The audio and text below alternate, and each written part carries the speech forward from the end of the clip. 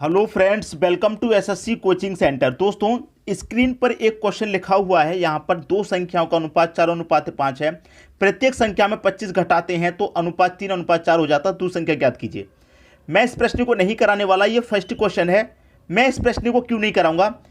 सुबह को 11 बजे जो वीडियो अपलोड किया है उसमें इस प्रश्न को कराया गया है। ठीक है, उसमें इस प्रश्न को कराया गया है। तो आपको अगर यदि ये प्रश्न सीखना है कैसे होगा, तो जो सुबह 11 बजे वाला वीडियो देखिएगा, उसमें इसका पूरा सॉल्यूशन है। तो आप उस वीडियो को देखिए और इसका आंसर आप मुझे होमवर्क के लिए, इसलिए मैंने ये प्रश्न आपको रखा है।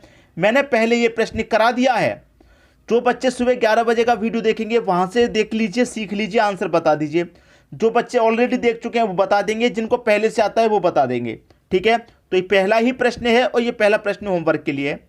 ठीक है दोस्तों, सुबह 11 बजे की वीडियो में इस प्रश्न को कराया गया है, तो आप वहां से देख लीजिए पूरा वीडियो। ठीक है, इसका आंसर आप मुझे कमेंट कर देना। अब देखेंगे हम अगला प्रश्न। अगला प्रश्न है, ए तथा बी की औसत आय 200 रुपये है। ए प्लस बी, इनकी औसत आय कितनी है? 200 रुपये है औसत।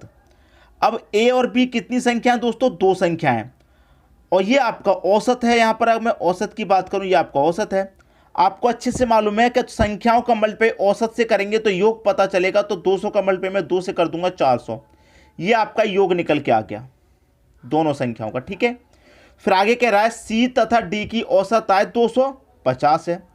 सी और डी की औसत आय कितनी है? 250 है। अब सी और डी भी दो संख्या है और संख्या को मल्टीप्लाई औसत से करूंगा, योग पता चलेगा। तो 2 का मल्टीप्लाई 250 से करेंगे, ये 500 योग आ गया। ठीक है, अब यहां पर कह रहा है ए बी सी डी की औसत आय क्या होगी? ए बी सी डी की औसत आय, तो ए बी सी डी कितनी संख्या है? 2 और 2 4 संख्या है टोटल, और चारों का योग कितना है? 400 और 500 योग है टोटल। चारों संख्याओं का योग 900 है। आपसे क्या पूछ रहा है? औसत। तो औसत निकालने के लिए क्या करते हैं? संख्या से योग में डिवाइड कर दीजिए, औसत निकल के आ जाएगा।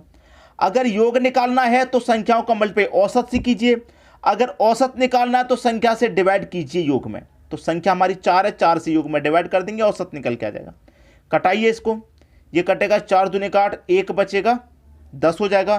फिर से 4 दूने का 8, 2 बचेगा 20, 4 पंजे 20। 225 औसत निकल के आ गया है और 225 आपको मिलेगा सी ऑप्शन में। क्लियर हुई दोस्तों बात? किसी को भी समझ में ना आया हो तो कमेंट करके जरूर बताइएगा। अगर समझ में आया है तो शेयर जरूर करें वीडियो को, ताकि सभी तक वीडियोस पहुंचे और आसानी से प्रश्न को समझ पाए। ठीक है, अब देखेंगे अगला प्रश्न। अगला प्रश्न है, 15 आदमी एक काम को 20 दिनों में कर सकते हैं। 10 आदमी इसके दोगुने काम को समाप्त करने के लिए कितने दिन लेंगे? काम कितना है? 2 गुना काम है। अच्छा प्रश्न है। देखिए, इसके लिए एक फॉर्मूला होता है M1 D1 T1 बट्टा W1 बराबर M2 D2 T2 बट्टा W2। ये फॉर्मूला होता है। ठीक है, ये फॉर्मूला होता है आपका। अब यहां पर क्या करेंगे? जो दिया गया है प्रश्न में वो ले लेंगे। M का मतलब व्यक्ति, कितने व्यक्ति लग रहे हैं काम पर? 15। D का मतलब दिन, कितना समय ले रहे हैं? 20 दिन का समय ले रहे हैं। टाइम आपको नहीं दे रखा, कितने घंटे काम करना है वो नहीं दे रखा, तो उसे छोड़ देंगे। वर्क कितना है? एक काम है, कोई एक काम है तो एक ले लेंगे बराबर। बाद में कितने व्यक्ति लगते हैं? 10 व्यक्ति लगते हैं। 10 व्यक्ति इसके दोगुने काम को समाप्त करने के लिए कितने दिन लेंगे? मतलब D2 पूछ रहा है। और काम कितना है दोस्तों? पहले एक काम था, अब काम है 2 गुना। तो वर्क जो है आपका वो 2 गुना है, मतलब डबल है। तो हमने वर्क डबल ले लिया। पहले एक ही काम था, अब डबल है तो डबल ले लिया, 2 ले लिया। इसी को सॉल्व कर लेना है, आंसर आ जाएगा आपका। देखिए, 2 से मैं कटाऊंगा 10 को तो 5 बार में, 5 से 20 को कटाऊंगा 4 बार में, 15 चौके कितना हो जाएगा? 60 बराबर इधर कितना बचा? D2। तो D2 ही तो पूछ रहा था। D2 का मान कितना निकल के आया? 60 निकल के आया। तो 10 व्यक्ति दोगुने काम को कितने समय में करेंगे? 60 दिन में करेंगे, और 60 दिन दे रखा है बी ऑप्शन में। बी ऑप्शन आपके प्रश्न का बिल्कुल सही आंसर हो गया। क्लियर है दोस्तों? सभी को प्रश्न बहुत अच्छे से समझ में आ गया होगा, किसी को भी यहां प्रश्न में कोई समस्या नहीं होगी। ठीक है दोस्तों, अब देखेंगे हम अगला प्रश्न। अगला प्रश्न है, यदि अंकों का योग 15 है और अंतर 3 है तो वह संख्या क्या है?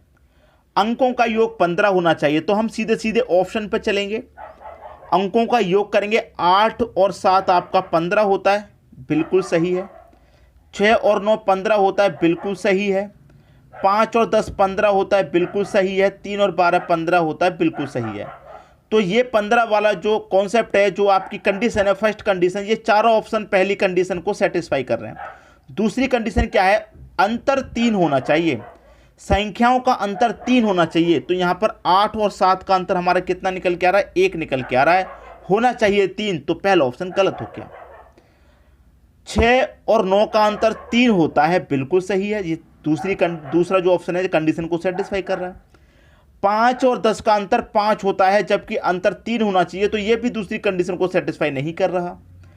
3 और 12 का अंतर अगर हम करेंगे तो 9 आएगा, और जबकि अंतर हमें 3 आना चाहिए, तो ये भी कंडीशन को सेटिस्फाई नहीं कर रहा। पहला ऑप्शन, तीसरा ऑप्शन, लास्ट ऑप्शन कंडीशन को सेटिस्फाई नहीं कर रहे हैं। एक बी ऑप्शन ऐसा है जो दोनों ही कंडीशन को सेटिस्फाई कर रहा है, जिनका योग 15 है और अंतर 3 है। तो बी ऑप्शन क्या हो जाएगा? प्रश्न का सही आंसर हो जाएगा।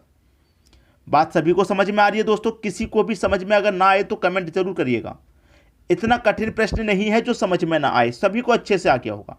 ठीक है दोस्तों, अब देखेंगे अगला प्रश्न। अगला प्रश्न है, किसी वस्तु को 1920 रुपये में बेचने पर अर्जित लाभ का प्रतिशत उसी वस्तु को 1280 रुपये में बेचने पर हुई हानि के बराबर है। देखिए, मैंने आपको बहुत बार एक चीज़ समझाई है कि आपको प्रश्न में 2 अलग अलग रेट दिए गए हैं और लाभ हानि बराबर है, तो कॉस्ट प्राइस निकालने के लिए दोनों को जोड़ के 2 से डिवाइड कर देंगे। तो 1920 प्लस 1280 दोनों को जोड़ के 2 से हम डिवाइड कर देंगे, तो कितना हो जाएगा? ये इनको जोड़ेंगे तो ये हो जाएगा आपका 3200 सीधा सीधा। देखिए, रुकिए, प्रश्न में 3200 हो रहा है, ये आपका 1280 है, मैंने 128 लिख दिया, 1280। तो देखिए, जोड़ेंगे तो 0 का 0 आ जाएगा यहाँ पर। ठीक है, मैं जोड़ के देखेंगे। 2 और 8 10 का भी 0 आ जाएगा, कैरी का 1। 9 और 2 आपका 11, 11 में कैरी का 1 जोड़ेंगे 12, 12 का 2 कैरी का 1, 1 और 1 2 कैरी का 1 3, 3200 आ रहा। सीधा सीधा 2 से डिवाइड कर दो, 2 से डिवाइड करूंगा 16 बार में ये कटेगा और 2 जोड़ेंगे तो 1600। तो कॉस्ट प्राइस आपका कितना निकल गया है? 1600। बहुत बार लाभ हानि में ये प्रश्न कराए हैं कि कभी भी कॉस्ट प्राइस पूछा जाए, दोनों मूल्य को जोड़ करके 2 से डिवाइड कर दीजिए, कॉस्ट प्राइस निकल के आ जाएगा। तो कॉस्ट प्राइस निकल के आ गया। अब प्रश्न में क्या कह रहा है? वस्तु को कितने मूल्य में बेचा जाए कि 25% का लाभ हो। देखिए, जो भी हमारा कॉस्ट प्राइस होता है वो 100% होता है, आप अच्छे से जानते हैं। जो भी हमारा कॉस्ट प्राइस होता है वो 100%। अब 100% की चीज़ पर हमें 25% का लाभ कमाना है, तो इस 100% की चीज़ पे 25 का लाभ कमाना है, तो 125 में बेचना पड़ेगा। सीधा सीधा क्लियर है। तो कॉस्ट प्राइस हमारा कितना है दोस्तों? 1600 रुपये। अब इसको कितने बेचेंगे भाई? 25% का लाभ कमाना, तो सीधा सीधा 125 में बेचेंगे, क्योंकि 100% तो क्रय मूल्य रहेगा, 25 आपका प्रॉफिट रहेगा, तो 125 में बेचेंगे। क्लियर है? परसेंट का मतलब बटे में 100। 2 जीरो से आपके ये 2 जीरो कट गए, 16 का मल्टीप्लाई कर दीजिए। 16 पंजे 16 का मल्टीप्लाई करेंगे, 16 पंजे 80, 80 का 0 कैरी का 8, 16 दुने का 32, 32 में 8 जोड़ेंगे, 40 का 0 कैरी का 4, 16 कम 16, 16 में कैरी का 4 जोड़ेंगे, कितना हो जाएगा? 16 में कैरी का 4 जोड़ेंगे तो 20। तो आपका जो निकल के आया 2000 रुपये निकल के आया। भाई 1600 रुपये की चीज़ है, हम उसे 2000 रुपये में बेचेंगे तो हमें 25% का लाभ हो जाएगा। कितने बेचेंगे? 2000 रुपये में। पहला ऑप्शन सही हो गया। आपसे कह रहा था कि वस्तु को कितने मूल्य में बेचा जाए? वस्तु को 2000 रुपये में बेचा जाएगा, तो 25% का लाभ हो जाएगा। सभी को यह प्रश्न समझ में आ गया होगा। अब देखेंगे अगला प्रश्न।